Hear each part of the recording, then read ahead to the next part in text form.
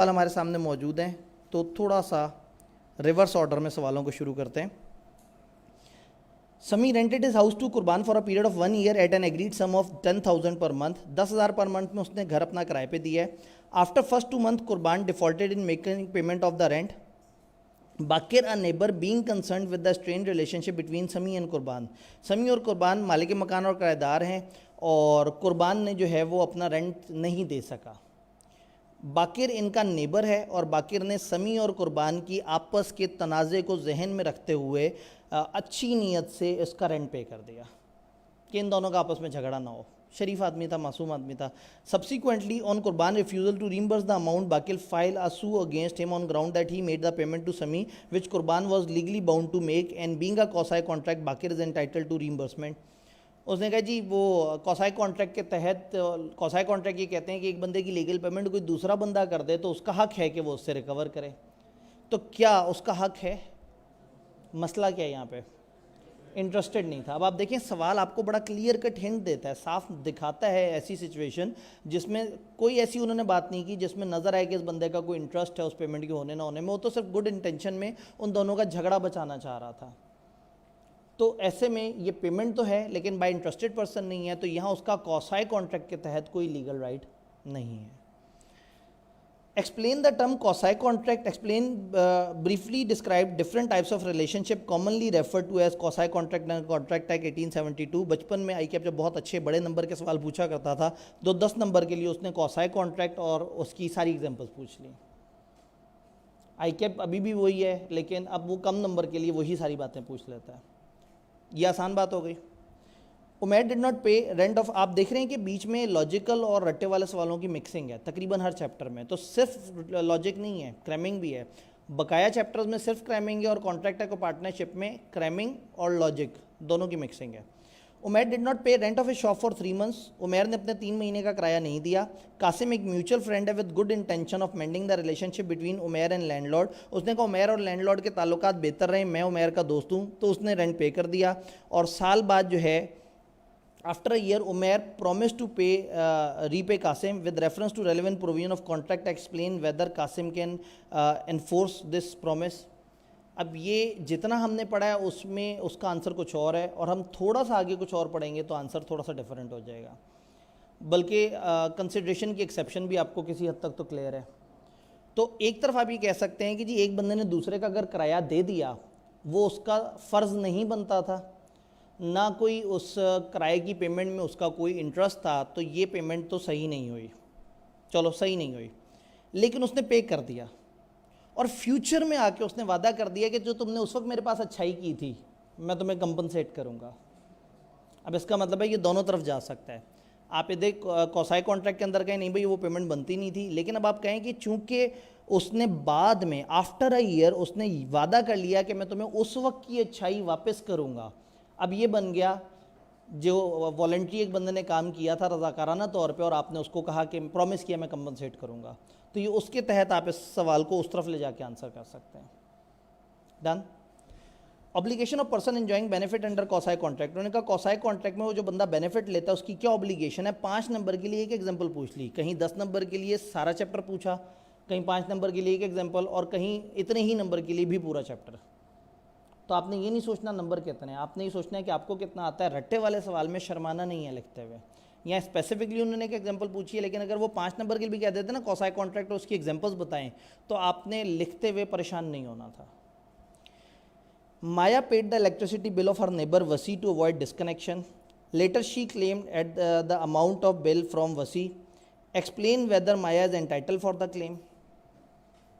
माया ने अपने नेबर वसी का बिल दे दिया ताकि डिस्कनेक्शन ना हो, और बाद में कहा वसी मुझे पैसे दो, क्या जिम्मेदारी है। सवाल बहुत ही छोटा, कई दफ़ा ना सवाल ज़रा सा भी नहीं बताता। उन्होंने कहा नेबर वसी का बिल दे दिया टू अवॉइड डिस्कनेक्शन। असूलन यहाँ आगे लिखा होना चाहिए था किसकी डिस्कनेक्शन। हो सकता है इनको एक बिजली की तार आ रही हो, और अगर ये नेबर का बिल ना भरा जाए तो इसका भी कनेक्शन डिस्कनेक्ट हो जाए। अब पता नहीं, सवाल अगर इतना ओपन है और आपके पास पेपर में टाइम हो तो आप कह सकते हैं कि अगर यहाँ पे कोई इंटरेस्ट नज़र आ रहा है तो बात और है, अदरवाइज सवाल खामोश है तो आप पे कोई मजबूरी नहीं है, आप बड़ा क्लियर कट कह सकते हैं यहाँ कोई इंटरेस्ट नज़र नहीं आ रहा, तो ये पेमेंट जो हुई है वो वापस होना फ़र्ज़ नहीं है। आप ये देख रहे हैं कि तकरीबन एक ही तरह का सवाल और हर जगह रेंट या बिजली के बिल और इस तरह की चीज़ें पे हो रही हैं। Under provision of contract act briefly describe various type of quasi contract. 5 number के लिए डिफरेंट टाइप के कॉसाई कॉन्ट्रैक्ट्स पूछ लिए। जो 10 नंबर का सवाल था 5 नंबर के लिए पूछ लिया। 5 नंबर की एक एग्जाम्पल अकेली भी है और 5 नंबर का पूरा चैप्टर भी है। तो इसलिए आपने जो है वो जहन में यही रखना है कि जो आता है वो आपने लिखना है। Under certain special condition obligation resembling those created by contract are imposed by law although the parties have never entered into a contract. आपको पूरी निशानी दे के वो घर तक छोड़ के आए हैं कि ये चैप्टर नंबर 8 इसका दरवाज़ा खोलो, मैं इसके अंदर से सवाल पूछने वाला हूँ। हालांकि वो डायरेक्ट सवाल पूछ सकते थे, लेकिन उन्होंने कहा कि बच्चा परेशान ना हो जाए, तो आपको बाकायदा उन्होंने हिंट दिया है, पहले पूरा कॉसाई कॉन्ट्रैक्ट एक्सप्लेन किया है। Describe the condition which must be fulfil for claiming the amount in each of the following cases. नीचे 3 केसेज हैं, अब आपने इसमें देखना है कि क्या शर्तें पूरी होंगी और आप कितनी अमाउंट क्लेम कर सकते हैं। बाकिर ने एक जैकेट सुल्तान को दी है in order to save him from cold weather. Sultan who was a minor, Sultan एक माइनर है, उसको बाकिर ने एक जैकेट दी है ताकि उसको ठंडे मौसम से वो महफूज रह सके। माइनर सुल्तान ने एग्री कर दिया है कि वो 2000 रुपये देगा इस जैकेट के, हालांकि इस जैकेट की मार्केट प्राइस है 1500। तो कितना हक बनता है? 1500 का हक बनता है। कोल्ड वेदर जैकेट तो हम इसको नेसेसरी काउंट कर सकते हैं, तो माइनर जो है उसकी प्रॉपर्टी से 1500 तक की पेमेंट होगी, 2000 की पेमेंट नहीं होगी। Ruhi who paid the electricity bill of Saulat without being asked, Saulat के बगैर पूछे उसने उसका बिजली का बिल भर दिया, is not demanding payment from Saulat, नहीं बनती, क्योंकि उसका इंटरेस्ट यहाँ पे नज़र नहीं आ रहा। 1 नंबर के लिए वही चीज़ पूछ ली जो कभी 3 या 4 नंबर के लिए पूछी। Samiya coolie picked up goods purchase by Nadia from supermarket, supermarket से नादिया ने कुछ गुड्स परचेज किए हैं। समिया कुली है, उसने गुड्स उठाए and took them to her car, और उसको उसकी गाड़ी तक ले गया। Nadia did not object to it, Nadia ने इस पर एतराज़ नहीं किया, नादिया तो सुकून में थी, उसका वज़न किसी और ने उठाया हुआ था। समी demanded service charges from Nadia, and पे समी ने कहा पैसे। अब अगेन 2 तरफ जा सकता है मामला। एक तरफ के डिमांड नहीं की गई थी, कंसिडरेशन डिज़ायर नहीं थी, नादिया ने नहीं कहा था कि ये चीज़ पिक करो, और दूसरी तरफ हम कह रहे हैं कि एक बंदे ने कुछ अच्छाई की और दूसरे ने उस अच्छाई को कंज्यूम भी कर लिया। इसमें एक तीसरी ऑप्शन होती थी जो अब हमारे चैप्टर में नहीं है, वो ये कहते थे कि अगर एक बंदे ने दूसरे को सर्विसेज दी और कुछ एग्री नहीं हुआ तो एक रीज़नेबल अमाउंट देनी चाहिए जो मार्केट में चलती है।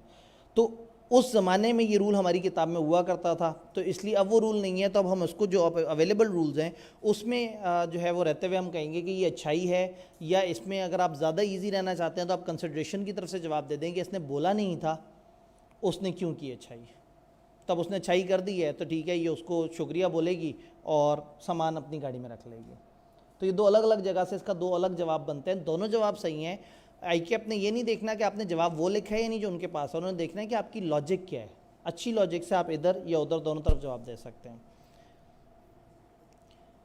Another provision of Contract Act describe the constructive contract and identify the circumstances in which a constructive contract may be formed। जो मैंने आपको बताया कि 1-2 अटेम्प्ट पीछे जो सवाल आया, तो उन्होंने कहा कंस्ट्रक्टिव कॉन्ट्रैक्ट क्या होते हैं और एग्जांपल्स दें, सर्कमस्टांसेस बताएं जिसमें कंस्ट्रक्टिव कॉन्ट्रैक्ट बनते हैं।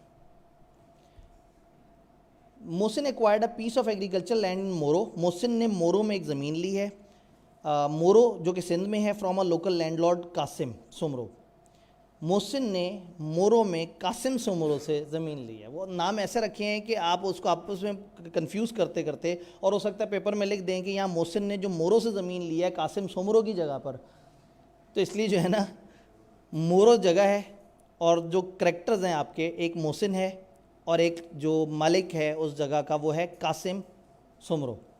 तो कासिम मालिक है और मोहसिन है किराएदार, उसने एक जगह ली है। The revenue payable by Qasim Soomro on his land to provincial government was in arrear. वो जो कासिम सुमरो ने अपनी ज़मीन पे लोकल गवर्नमेंट को जो वो देने थे, ड्यूज़ देने थे, टैक्स देने थे, जो रेवेन्यूज़ देने थे, कहते हैं ना टैक्स रेवेन्यूज़, वो एरियर में थे। एरियर क्या होता है भला? बकाया जात, मतलब वो पैसे पूरे थे। As a result the land was advertise for sale by provincial government. Provincial government ने कहा ज़मीन की नीलामी कर देते हैं। Mohsin in order to prevent the sale of land paid the sum due by Qasim Soomro to provincial government.